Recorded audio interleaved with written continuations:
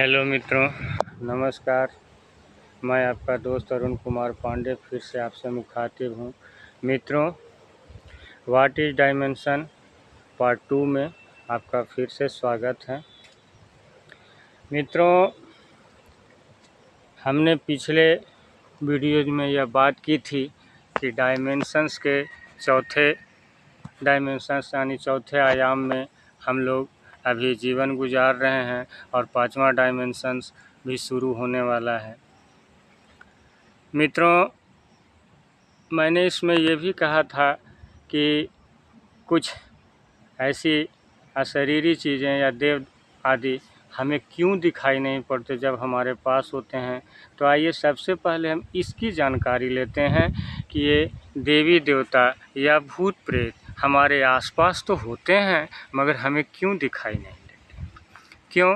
क्योंकि हम जिस डायमेंशंस में होते हैं साधारण आँखों से उस डायमेंशंस के आगे के डायमेंशंस में नहीं देख सकते, लेकिन जो हमसे हायर डायमेंशंस अर्थात हम अगर 4th डायमेंशंस में हैं तो जो 5 या 6 डायमेंशंस वाले होंगे वो हमें आसानी से देख सकते हैं, सुन सकते हैं और हमारे साथ व्यवहार कर सकते हैं। जबकि हम 4th डायमेंशंस में हैं तो 5 या 6 डायमेंशंस वालों से साधारण तौर पर ना मुखातिब हो सकते हैं, ना बातचीत कर सकते हैं। जानते हैं क्यों?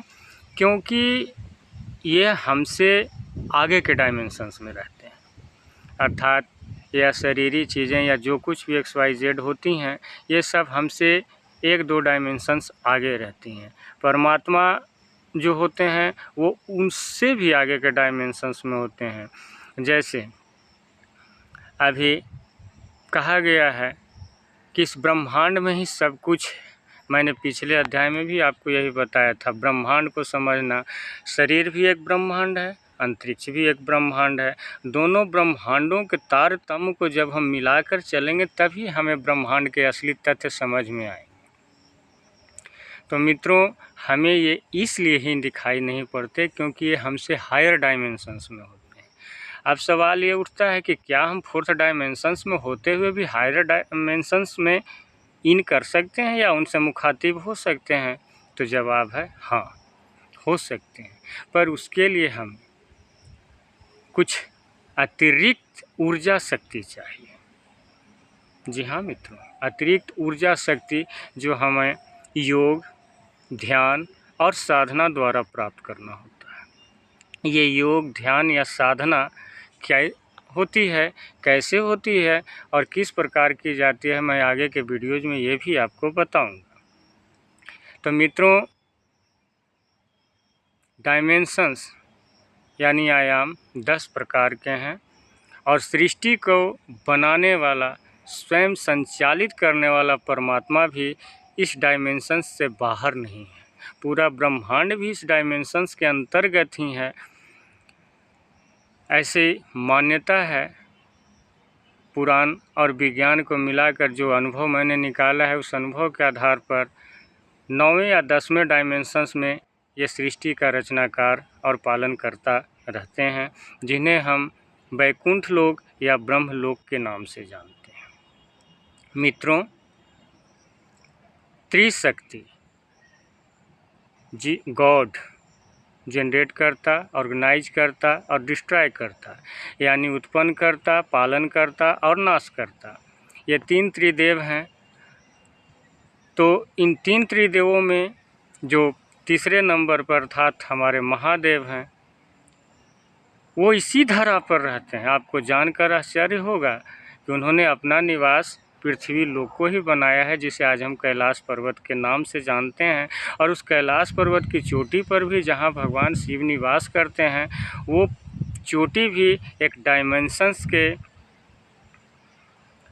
प्रभाव से ढकी हुई है, अर्थात कोई अगर वहाँ तक पहुँच जाता भी है तो उस डायमेंशंस के पास जैसे ही पहुँचता है उसे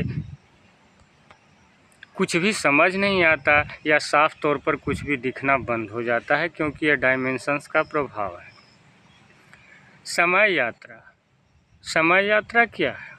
समय यात्रा आप ऐसे भी समझ सकते हैं कि भूत, भविष्य या वर्तमान में समय यात्रा संभव इसलिए है कि जब कोई भी व्यक्ति डायमेंशंस को चेंज करने की अगर क्षमता रखेगा तो वो व्यक्ति समय यात्रा करने में सक्षम हो जाएगा, क्योंकि कोई भी इसका समय का चक्र इन डायमेंशनों के अंतर्गत ही आता है और इस डायमेंशन से बाहर कुछ भी नहीं।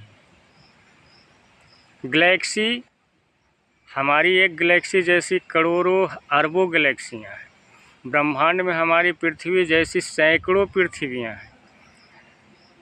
फिलहाल में वैज्ञानिकों ने एक ग्रह ढूंढा जिसे E13 नाम दिया गया, जिसमें पृथ्वी की जैसी सारी चीज़ें वहाँ पर